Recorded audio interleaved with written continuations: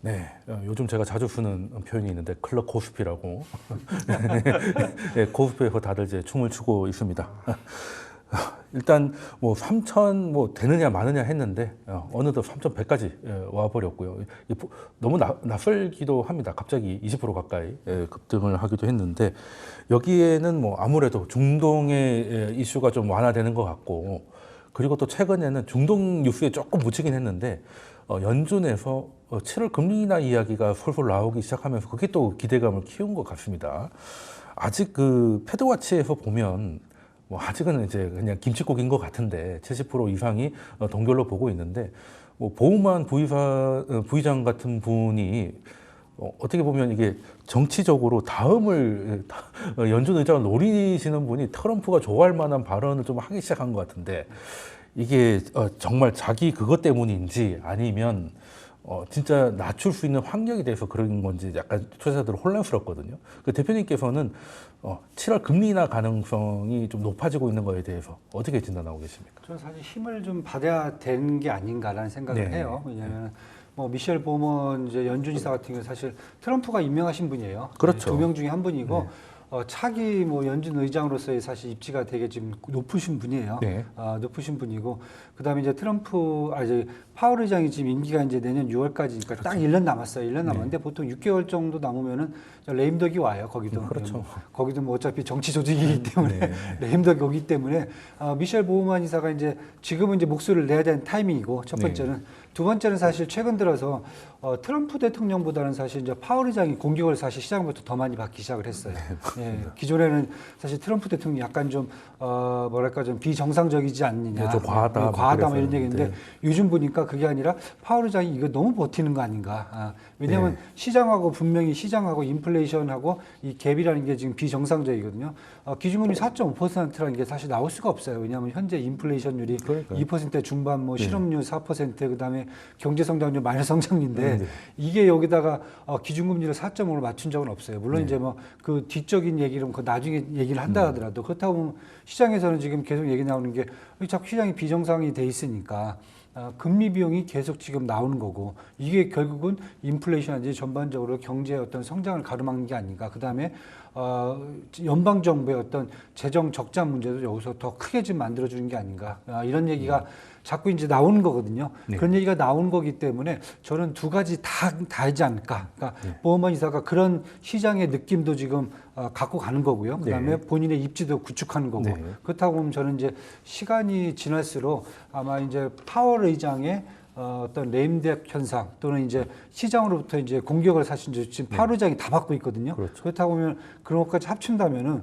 7월에 만약에 금리 인하를 이제 뭐 서프라이즈로 나온다라고 했을 경우에 시장에서 나올 수 있는 파급 효과라는 게 되게 어마어마할 수가 있거든요. 네. 저는 그래서 혹시나 그걸 이제 보우먼 이사가 노리는 게 아닌가. 그러면 이제 보우먼 이사 말고 또 한 분 더 계신데 갑자기 생각이 안 네, 나네요. 월러 이사. 네, 원로 이사까지 이제 네. 아마 저는 이번 달 말 정도 되면 또 가세를 하지 않을까 하는 네. 생각. 근데 그분까지 가세를 한다라고 보면 저는 7월 달에 기준금리 7월 30일이죠. FOMC 그렇죠. 회의가 기준금리 내릴 수 있는 가능성이 커진다라고 저는 봐요. 네, 뭐. 시장도 원하고 그다음에 전반적인 구조적으로 네. 나올 수 있다. 그러면 그래서 지금 7월 30일 날 FOMC에서 지금 얘기 나오는 게 한 기준금리 인하 가능성이 한 23% 정도 페드와치에서 지금 보고 있더라고요. 근데 갈수록 조금 더 높아질 것 같아요. 네. 네, 그렇게 좀 보고 있습니다, 지금. 네, 아직 7월이라고 하는데 꽉 채운 7월이기 때문에 그 전에 이제 CPI나 PC를 다 볼 수 있을 테니까 아마 그때쯤 되면 한 50%대까지도 내려갈 수 있지 않을까 하는 생각도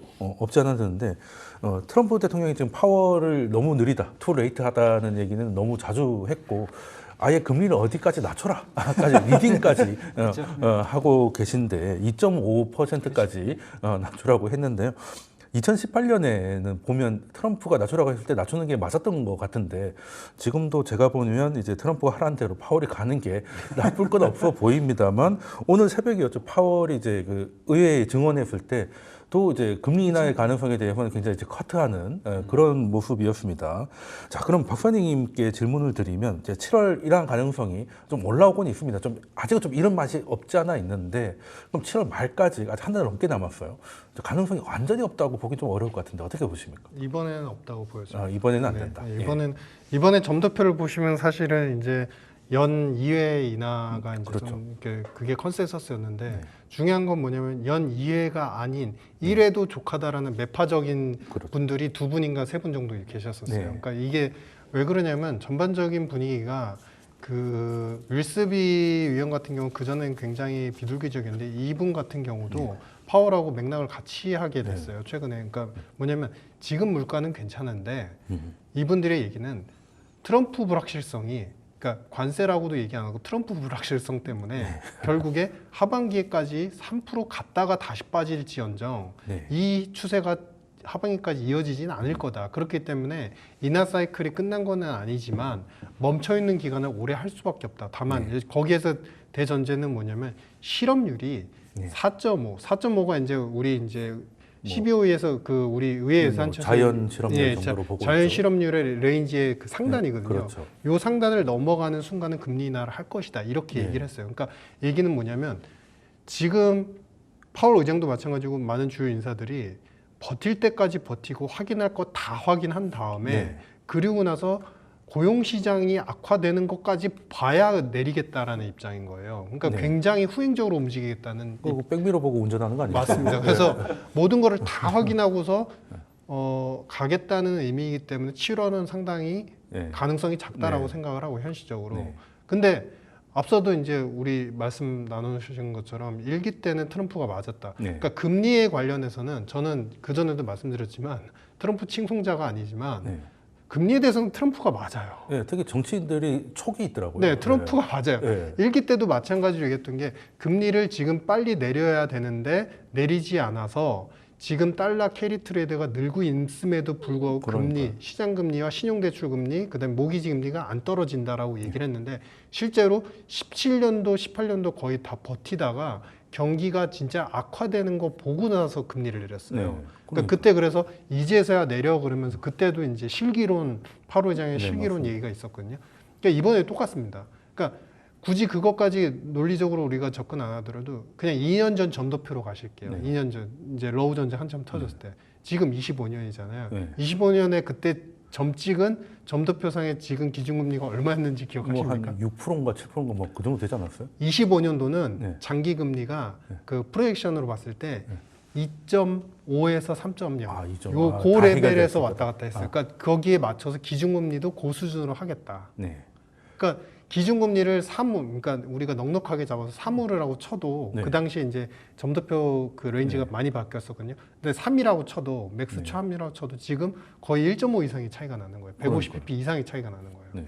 즉 페드는 약속을 안 지키고 있는 거예요. 네. 그냥 버티고 있는 겁니다. 그래서 이런 버티는 모습은 어떻게 설명할 수가 없다. 그냥 네. 정치적이다라고만 표현할 수밖에 없는 네, 거죠. 정치적이라는 얘기가 나올 수밖에 없는 게 지금 사실 말씀 주신 대로 확인할 거 다 확인하고 뭐 인상을 하든 인하를 할 것 같으면은 뭐 제가 연준은행도 할 수 있을 것 같은데 그렇지 않습니까? 답이 다 나와 있는데 뒤늦게 한다는 건데 그런 일이 벌어지지 않도록 사전에 대응을 그렇죠. 하는 게 필요한 할 텐데 지금 파월이나 골스비 같은 경우는 이제 트럼프를 본격적으로 반대를 하지 못하지만 지금 실업률을 보고 가겠다고 하는 거잖아요. 근데 실업률이 안 올라가는 게 체류자들, 이민자들 단속을 하니까 노동 수요가 줄어도 노동 공급이 더 빨리 주니까 실업률이 안 올라가는 거예요. 그러니까 이거 바꾸기 전에는 패드는 사실 행정부에 그 맞출 수 없다는 신호를 보내는 거고 그게 굉장히 좀 정치적인 모습인 건데 그러면 이거를 뭐 우리가 미국 정치에 대해서 뭐 어떻게 하긴 좀 그렇습니다만 이게 만약에 정말로 볼 거 다 보고 낮추면 한 번 낮추면 될 걸 가지고 한 두세 번 낮춰야 되는 그런 부작용이 생길 수 있지 않습니까? 이렇게 되면은 오히려 투자자들한테는 지금은 힘든데 나중에는 오히려 유동성 장세가 올 수 있지 않을까요? 참고로 하나만 네. 말씀드려 제가 정치적이라고 네. 자꾸 지적하는 게 네. 저만의 뭐 뇌피셜 판단이 네. 아니라 이 굴수비 위원이 사실은 그 오바마 때 경제자문위원장이었어요. 네, 그러니까 더 그래서 그렇습니다. 바이든 때는 네. 어떤 표현을 했냐면요. 물가가 그때 이제 3.5에서 4를 기록을 네. 하고 있어도 이런 상태에서도 미국 경제가 계속적인 제약적인 정책 때문에 그 압박을 받을 수 있으니까 3이라고 하더라도 완만하게 그 물가가 떨어진다는 전제로 금리 인하를 하는 것은 옳다라고 했던 네. 분이에요. 근데 절대 숫자가 지금 2.3, 2.5가 나오는 물가 수준에서 네. 지금 금리 인하는 조금 힘들다라고 표현을 하는 거는 이거는 숫자로 놓고 봐도 넌센스지 그렇죠. 않습니까? 이건 정치인 거예요. 네, 그러니까 그 바이든 때하고 트럼프 때하고 이제 말이 완전히 다르고 파월이 대놓고 얘기를 못 하니까 골수비 총재 정도가 그렇다고 너 때문에 못 내리는 거야 말을 못 하니까 굉장히 전문가적으로 이제 돌려서 반대를 하고 있다라고 보면 될 것 같은데 자 그러면 미국이 금리 인하가 생각처럼 이렇게 시원치 않게 나온다면은 올 상반기를 보면은 미국보다는 이제 뭐 유럽 시장이라던가 아니면 이제 그 최근에는 한국 시장까지 비미국 시장이 굉장히 좋았었거든요. 그러면 하반기에 금리 인하가 좀 가속화되면 미국이 다시 좋아질 수도 있을 것 같은데 그게 말씀하신 대로 잘 안 된다면 정치적인 이유로 그러면 우리 시장과 같은 클럽 코스피가 계속 춤을 출 수 있을까 이런 고민이 있는데 미장이 나을지 국장이 나을지 약간 고민이 생기는 변곡점이기도 합니다. 자 그럼 대표님께서는 어떻게 하반기를 미국과 비미국을 비교했을 때 어떻게 전망하십니까? 일단은 뭐 사실 미국은 조금 이제 불안한 요소들이 많죠. 네. 확실히 누가 봐도요. 네. 뭐 기본적으로는 저희들이 이제 각 국가의 이제 금융시장, 주시장을 볼 때는 일단 매크로 환경을 먼저 네. 보거든요. 근데 지금 미국 같은 경우는 사실 뭐 통화 완화 정책이 뭐 명확하게 보이는 것도 아니고 네.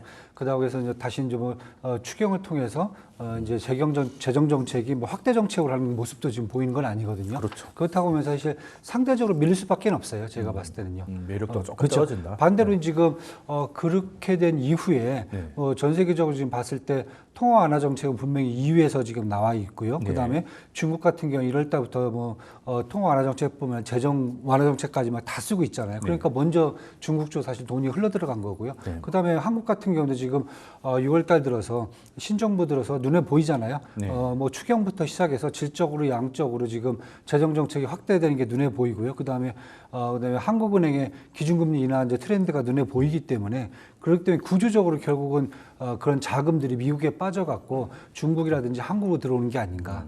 예, 그렇게 지금 저는 보고 있고요. 뭐 그런 측면에서 본다면 만약에 이제 하반기 때 본다면 한국 주시장 같은 경우에는 구조적으로 상승할 수밖에 없다. 저는 그냥 뭐 외국인들이 한국이 좋아서 산다 뭐 이런 부분이 아니라 지금 한국의 금융시장이라든지 아니면 전반적인 경제 구조가 주식이 올라갈 수 있는 그런 구조적인 요인들을 다 갖고 가기 시작했다. 네. 예, 그렇기 때문에 저는 이제 더 강세로 보고요.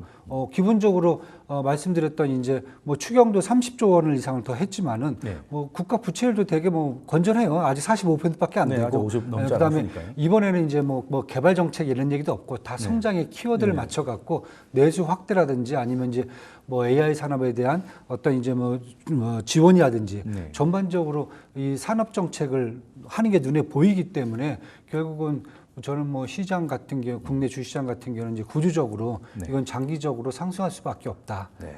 그런 측면에서 이제 여태까지 좀 비정상화돼 있던 부분들이 네. 정상화로 들어간다. 예를 들면 PER이 지금 뭐 오늘까지 올랐는데도 불구하고 지금 14배밖에 안 돼요. 코스피의 PER이. 근데 최근 5년 평균이 사실 17배가 되거든요. 네. 그렇다 보면은 평균으로 수렴만 해도 3,600이거든요, 주가가. 그렇죠. 그다음에 산업적 정책을 더 쏟아붓는다. 예를 들어서 정부가 그렇다 보면 저는 이제 내년 같은 경우는 이제 기본적으로 기업들의 이제 산업이익이 한 10%는 더 증가할 수 있지 않겠는가. 그리고 이제 PER도 계속 현재 상태대로 이렇게 돈이 좀 유동성이 좀 외국인도 들어오고 우리 국내 기관도 지금 많이 투자를 하기 시작했거든요. 기관 자금까지 들어온다면은 PER 한 22배 정도, 24배 정도까지 약간 오버슈팅까지 잡아준다면은 22배요. 예, 예.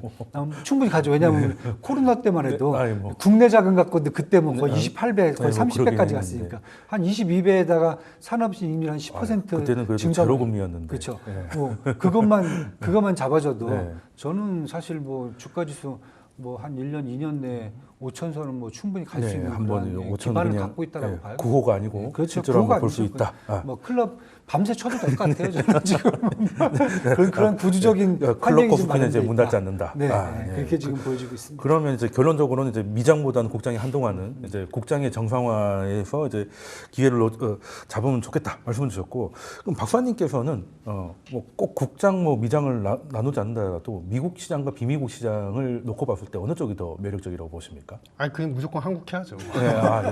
이번에 두 분 다 이제 저 클럽 고스피군요. 4주 전부터 계속 말씀을 예, 드렸는데 예. 한국 시장 매력도 또 있고 모멘텀이 올 거다 말씀을 네. 드렸었는데요.